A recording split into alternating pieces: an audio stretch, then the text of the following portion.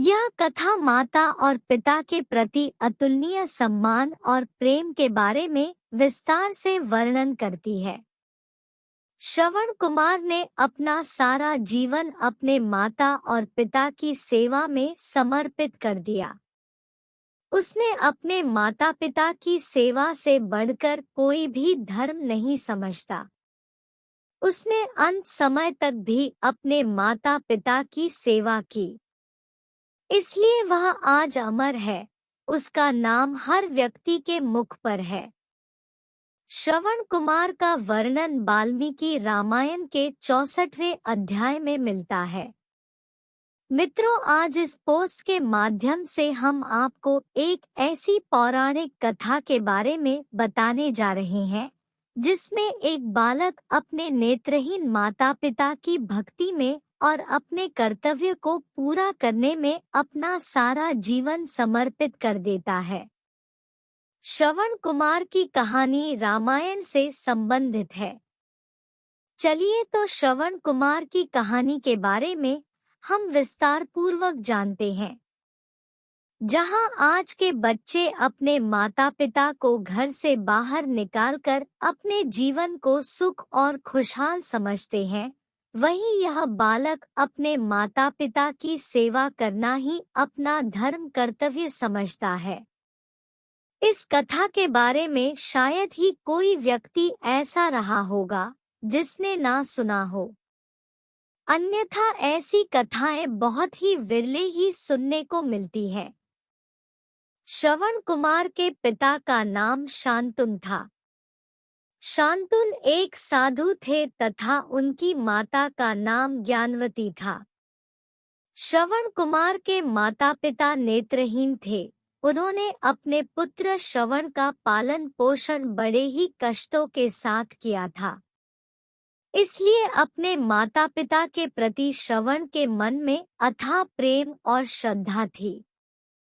श्रवण कुमार बाल्यावस्था में ही अपने माता पिता के कार्यों में हाथ बटाने लगा और जब वह बड़ा हुआ तो घर का सारा काम करने लगा था। जैसंदी से पानी भरकर लाना, जंगल से लकड़ियां चुनकर लाना, भोजन तैयार करना, घर के समस्त कार्य करता था। अपने माता पिता की सेवा में वह पूरी तरह लग गया था। वह अपने जीवन का सारा समय अपने माता पिता की सेवा में ही लगा देना चाहता था। श्रवण कुमार विवाह के योग्य हुए तो उनके माता पिता ने उनका विवाह एक स्त्री के साथ करवा दिया, परंतु जिस स्त्री से उनका विवाह हुआ था वह स्त्री उनके नेत्रहीन माता पिता को बोझ मानती थी, उनके माता पिता को बहुत कष्ट देती थी। परंतु श्रवण कुमार के सामने वह उनसे अच्छा व्यवहार करती थी, उनकी अच्छे से देखभाल करने लगती थी। लेकिन पीठ पीछे वह बहुत बुराई करती थी। जब इस बात की भनक श्रवण कुमार को लगी तो उन्होंने अपनी पत्नी को बहुत ही डांटा, जिसके कारण उनकी पत्नी रुष्ट हो गई और वह अपने पिता के घर चली गई। वह कभी लौटकर नहीं आई। पत्नी के जाने के बाद श्रवण ने अपने माता पिता की सेवा को ही अपना धर्म समझा, उनके दुख को ही अपना दुख समझा, उनके दर्द को अपना दर्द समझने लगा था। उसने अपने माता पिता को कभी दुख नहीं पहुंचने दिया। समय के साथ श्रवण कुमार बड़ा होता गया और उसके माता पिता वृद्ध होते हैं। उनके माता पिता की अंतिम इच्छा थी कि वह पूर्व तीर्थ यात्रा पर जाएं। उन्होंने अपनी इच्छा अपने पुत्र श्रवण कुमार को बताई। तब श्रवण कुमार उनकी इच्छा पूर्ति के लिए तैयार हो गए और जाने के लिए तैयारियां करने लगे। श्रवण कुमार ने अपने माता पिता को 2 टोकरियों में बैठा लिया और अपने कंधे पर कावंद्र बनाकर उठाकर चल दिए। श्रवण कुमार अपने माता पिता को काशी गया, प्रयागराज ऐसे कई तीर्थ स्थलों पर लेकर गए। तीर्थ स्थलों का वर्णन करके अपने माता पिता को सुनाते थे। इस प्रकार उनके माता पिता उनके नैनों से तीर्थ स्थलों का दर्शन करते रहे हैं। श्रवण कुमार जंगलों के रास्ते से गुजरते हुए जा रहे थे, तभी संध्या हो जाती है और शाम के समय उनके माता पिता को बहुत तेज प्यास लगती है। उन्होंने श्रवण कुमार से पानी लाने को कहा। श्रवण कुमार ने एक पेड़ के नीचे अपने माता पिता में बैठे कांवर को रखा और कलश लेकर जल की खोज में निकल पड़े।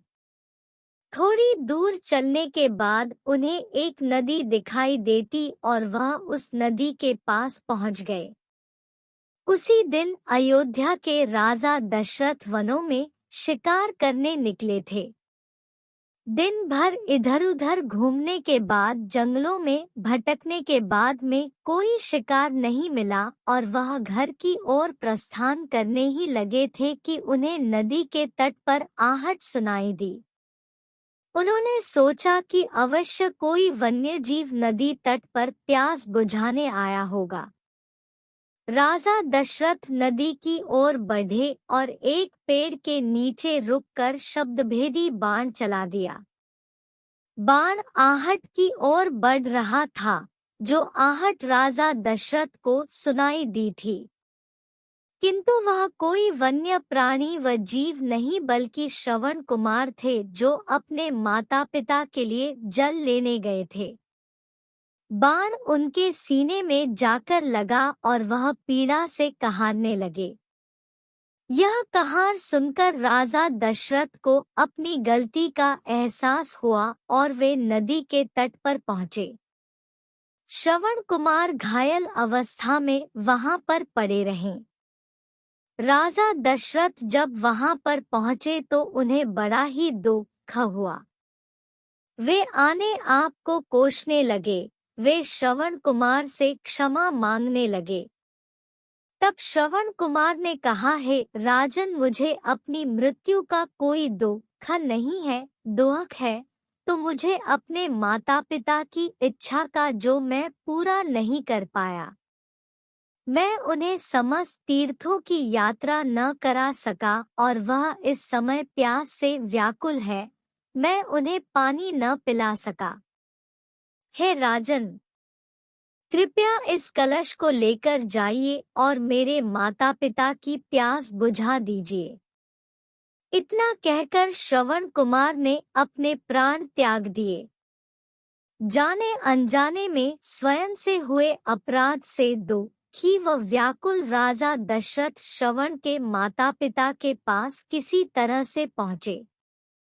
श्रवण कुमार के माता पिता देख तो नहीं सकते थे, लेकिन वह चरणों की आहट सुनकर जान जाते थे कि उनका पुत्र श्रवण कुमार है। लेकिन इस बार श्रवण कुमार नहीं है। पिता द्वारा पूछने पर राजा दशरथ ने पूरा वृतांत सुना दिया। अपने पुत्र की मृत्यु का समाचार सुनकर माता पिता जोर जोर से विलाप करने लगे और उन्होंने राजा दशरथ को श्राप दिया कि तुम भी पुत्र वियोग भोगोगे और तड़प तड़प के अपने प्राण त्याग दोगे। इसी श्राप के कारण राजा दशरथ के बड़े पुत्र मर्यादा पुरुषोत्तम राम को 14 वर्ष का वनवास काटना पड़ा और राजा दशरथ अपने पुत्र वियोग में तड़पते हुए अपने प्राण त्याग दिए थे।